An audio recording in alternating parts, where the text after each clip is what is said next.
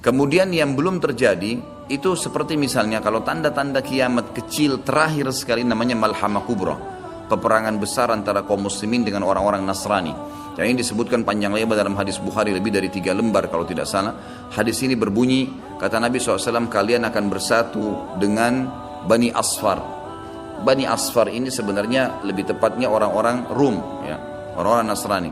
Mereka akan bersatu, kalian akan bersatu dengan mereka untuk memerangi satu kaum, tapi tidak disebutkan kaum ini siapa. Yang jelas kita akan bersatu satu waktu dengan kelompok-kelompok Nasrani ini, kemudian kita bersatu memerangi satu kaum. Allahu alam siapa mereka. Sebagian ulama berijtihad mengatakan komunis, ada yang mengatakan kapitalis dan segala macam istilah, tapi kita beriman bahwasanya itu akan terjadi. Ringkas cerita, kalian akan memenangkan peperangan, pasukan tahaluf ini, sekutu ini akan menang.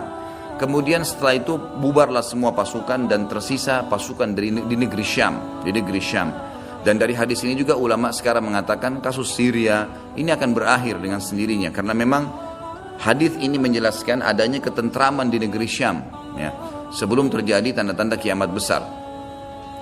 Pada saat itu pasukan muslimin, ya, sedang pulang ke negeri Syam bersama dengan pasukan Bani Asfar ini, ya, suku yang dikatakan dari bangsa Romawi. Kemudian mereka mengangkat bendera salib sambil mengayunkan dan mengatakan kamilah yang telah memenangkan peperangan ini. Maksudnya kekuatan Nasrani. Maka yang muslim sempat teman-teman mereka mengatakan ini kan kita sekutu. Bagaimana caranya kalian mengaku, ya, memenangkan sendiri? Terjadi cekcok di antara mereka. Lalu kata Nabi SAW, akhirnya segelintir muslimin yang ada di situ Allah karuniakan mereka mati syahid, terbunuh semua. Lalu hari kedua beberapa muslimin bersatu untuk, ya, berperang dan mereka juga dikaruniakan Allah mati syahid. Hari ketiga berkumpul lagi muslimin untuk mereka berpegang pada satu kesepakatan untuk tidak akan membiarkan bahwasanya orang-orang Nasrani menganggap menang sendiri. Maka akhirnya hari ketiga pun mereka diikram oleh Allah, dikaruniakan syahadah, mati syahid.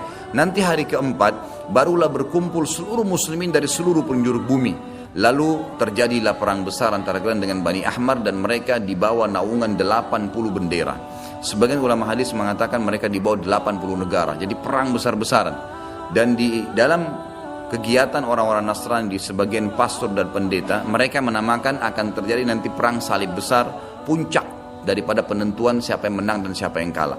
Kita sebagai orang muslim bukan sedang memicu emosi untuk mempersiapkan diri, tapi memang ini hadis Nabi SAW, wahyu yang menyampaikan kita akan berperang melawan mereka, dan ini perang besar-besaran seluruh dunia akan terjadi.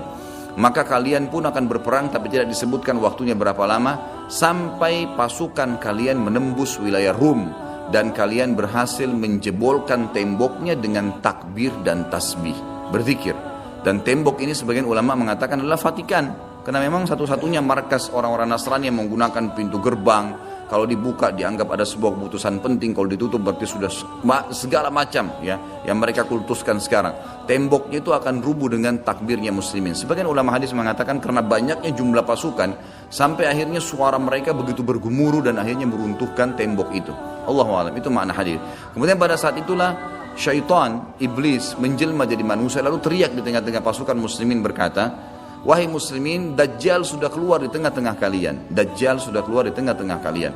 Maka teriakan ini membuat pasukan muslimin, mereka tahu benar pada saat itu hadis Nabi SAW yang berbunyi, diriwayatkan Imam Bukhari Muslim, kalau kalian dengarkan Dajjal keluar di satu lokasi, maka selamatkanlah diri kalian walaupun ke gunung-gunung, gitu kan. Janganlah seseorang dari kalian berkata imannya kuat lalu dia sengaja menemui Dajjal, akhirnya dia menjadi pengikutnya. Jadi para mujahidin tahu masalah itu. Mereka bukan tidak berani, tapi mereka mengikuti sabda Nabi SAW. Maka mereka pun akhirnya pada klub pulang masing-masing. Kata Nabi SAW, mereka pun bubar ke wilayah masing-masing. Pada saat mereka tiba di wilayahnya, ternyata Dajjal tidak ada. Itu berita dusta.